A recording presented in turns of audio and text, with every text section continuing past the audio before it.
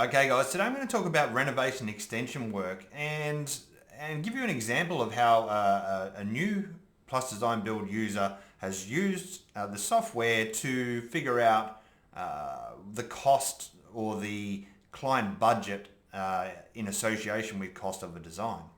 And let's have a look at this plan first. So essentially what we have here is three models. Now the one in the center is what's existing here on site, and the one on the right is one of Mitch's from Mastery Construction's designs that he did to see that he could solve the client brief very quickly, and you can see that this is his option 2. Now it's kind of a smart move because, as I said, clients won't always be honest about the budget that they have. So going about it in this way actually worked quite well. So he's given them a design of a cheaper option. He's also given them a larger option to see what the customer was after. Now, on top of this, he's also sort of shown the client what he's going to deliver for their money. And this is at concept stage. It's not ready for drafting or anything yet, but we're kind of getting right into, well, hey, you could do this. And if we looked at, say, our floor plans here, let's have a look at option 1. He can show them a floor plan in a really simple layout style, and then the customer can make decisions. But at this stage, Mitch also has an understanding of where we're going to be at with budget, and not just the price of materials per lineal square or cube. You kind of got a bit of a better understanding of structure. How will these projects go together?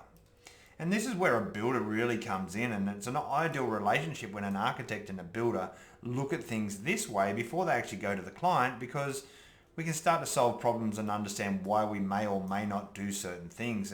And it's really clear to see why this one's going to be so much more expensive, because we have massive beams holding up roofs and so on. So, however, if this is what the client wanted and fell in love with this design, it may cost double, but at least we can give those options to the clients at that stage and ascertain what their true budget is, and then go from there. Now, this is not traditionally how things are done.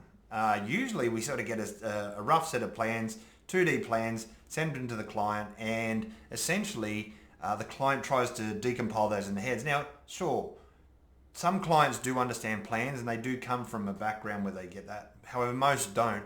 And showing a client in 3D exactly what they're going to get really makes a huge difference to the trust that you build with the client at initial stage. Now, Mitch did win this job from Mastery Constructions. They did build the cheaper option, but it took a lot of the grey area out of it, not just for the client, but also for the builder, because the model that he created is also the bill of quantities. That bill of quantities allows him to charge for a quote, but allows him to deliver a more accurate estimate at the stage that they're at in the design. If the client decides not to go ahead and knock down and rebuild, well, you know what, they paid a little bit for some models, but they didn't actually go and waste too much money, and therefore, Mitch could build them a brand new house if they decided that was the way they wanted to go.